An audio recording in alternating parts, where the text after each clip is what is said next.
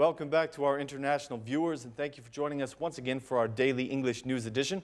I'm Daniel Cook, your host, presenting a translated version of our top news stories each weekday here at 6 p.m. It seems that the ruling majority is finding it difficult to approve the criminal code and the road code in Parliament.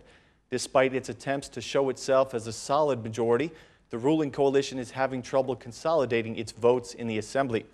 The draft on the road code has been in the Parliament's agenda for 4 months now, but it has not received the 84 votes it needs for approval.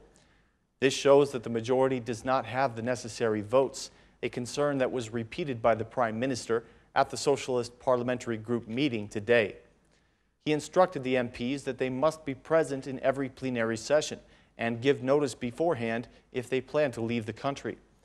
The situation is much the same with the criminal code. The majority has not been able to consolidate the 84 votes it needs to adopt the code because the Socialist Movement for Integration, which controls 20 votes, has openly rejected the penalties for informality in business. The SMI MPs have expressed their objections openly in the Parliament sessions. In these conditions, the majority is facing a real challenge, and they need to unite their votes in Parliament.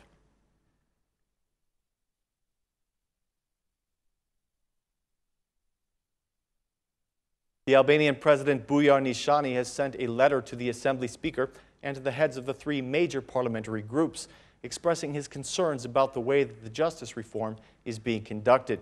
According to the President, the process is being developed without any transparency, and the capacity of the President is being deliberately avoided.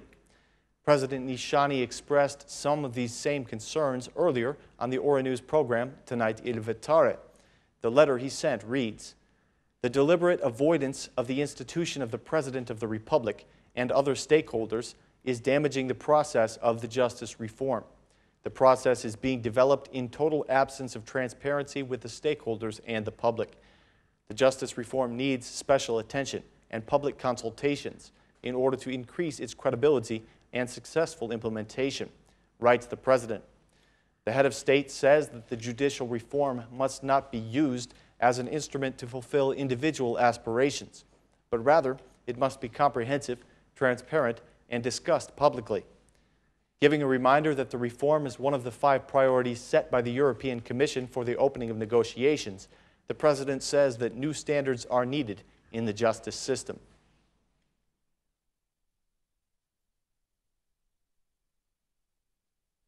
The Socialist Movement for Integration has requested the immediate implementation of the ODIHR recommendations for the electoral process in order to avoid the same problems in the 2017 elections.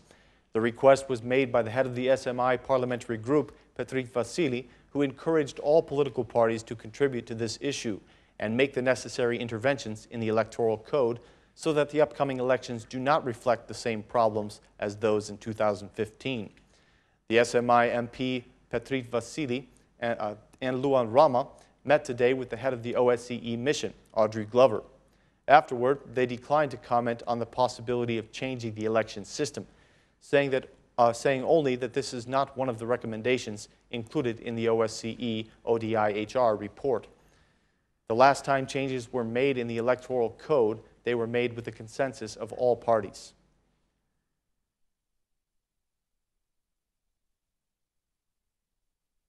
The citizens are asking for the help of the state after the devastating floods in the south of the country. Some residents are saying that their homes are now uninhabitable, and many businesses have been damaged by the floods as well. There are an estimated 1,400 businesses that have been affected by the heavy flooding. The municipality of Vlora has been working through the night to remove the rocks and rubble that was left behind on the roads, and currently there is not yet an accurate calculation of the cost of the damage in Vlora. 3 days have now passed since the rainfall, but the situation in Vlora and Fier continues to be grave. The business owners declare that no one from the government came to their assistance. They are saying that the tax inspectors have no problem going there to give them fines, but when it comes to helping them in times of crisis, the state is nowhere to be found.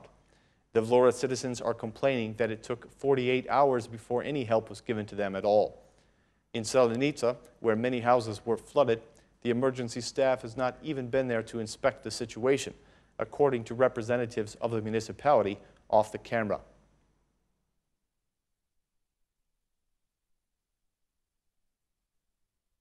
In the Commission of Productive Activity today, the opposition MPs demanded that the majority give an account for the flooding situation in the south of the country. They said that the situation is very concerning, especially in Fier and Vlora, and they demanded the presence of OSCE representatives to answer for the lack of electricity in the water management systems, which, according to the emergency staff, was the cause of some of the floods. The head of the commission said that all of the institutions were invited to come and give their opinions, and that he could not obligate anyone to attend the commission. He added that KESH and OSCE have been in the commission at previous times and have already submitted their opinions. One Democratic MP warned that more rain is coming in the next few days and said that the government must take preventative action to avoid further flooding.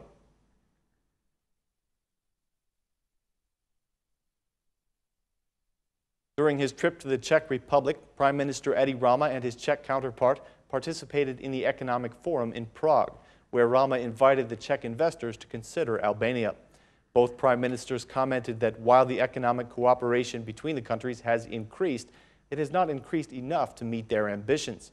Mr. Rama had this to say: "Since January of 2005, Albania has exported items with a value of 48.9 million euro to the Czech Republic, while the Czech Republic has exported goods in the amount of 225 million euro to Albania. Still, we are aware that we have great and unexploited potential, and these numbers are not acceptable in comparison to our ambitions for the future." Both governments are committed to expanding the economic cooperation in other sectors as well, such as tourism, transportation, agriculture, energy, and infrastructure. The TAP project, followed by the gasification of the country, will significantly increase the cooperation between the two countries, said Mr. Rama. The Czech Prime Minister Sobotka spoke in the same line. "Our economic relations need to be enhanced," he said. "I am convinced that Mr. Rama's visit will help in the realization of long-term projects of cooperation between the countries." Prime Minister Rama went on to point out that for several years, tourism has been a sector of high interest for the Czech citizens.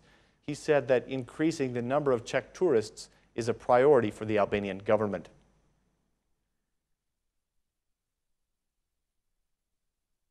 The majority has withdrawn from the proposed changes to the law on audiovisual media. After rejection from the OSCE, the European Council, and the EU mission in Tirana, the left-wing MPs announced that they are repealing the amendments proposed by their colleague Talant Bala, which had to do with regulating media ownership. The vice chairman of the Media Commission, Alfred Peza, said that this rejection is in accordance with the suggestions of the internationals.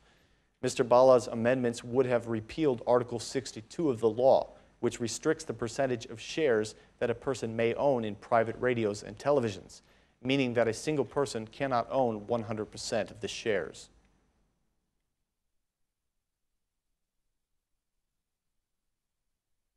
Ladies and gentlemen, that's all of our news for this evening. Thank you for watching. Please join us again at the same time tomorrow. Thanks, and have a great night.